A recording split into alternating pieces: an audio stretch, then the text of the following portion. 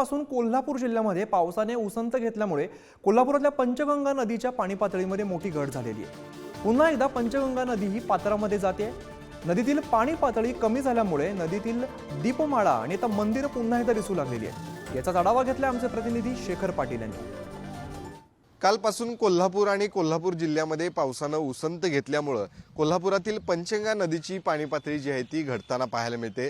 काल पंचगंगा नदीची पाणी पातळी जी होती ती जवळपास 33.10 फुटांपर्यंत जाऊन पोहोचली होती। मात्र सध्या आपण पाहतोय ही पंचगंगा नदीचं पात्र जे आहे ते जवळपास 1.5 ते 2 फुटांनी आता कमी झाल्याचं पाहायला मिळतंय। 1.5 फुटांनी पाणी पातळी जी आहे ती कमी झाल्याचं पाहायला मिळतंय। आपण जर बघितलं तर हे रेलिंग याच पंचगंगा नदीच्या पात्राच्या कडेला लावण्यात आलेलं आहे। ते रेलिंग देखील काही प्रमाणात या ठिकाणी पाण्याखाली गेलं होतं। मात्र आता पाण्याची पातळी कमी झाल्यानंतर आपल्याला या पंचगंगा नदीमधली दीपमाळ देखील आपण समोर पाहतोय।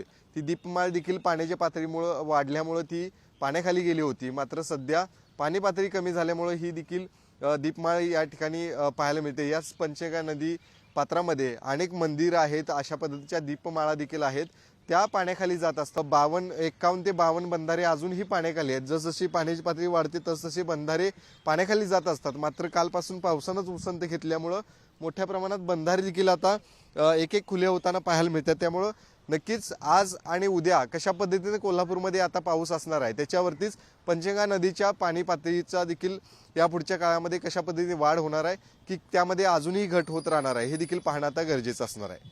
कॅमेरामन ओंकार वडवळे सह शेखर पाटील, पुढारी न्यूज, कोल्हापूर।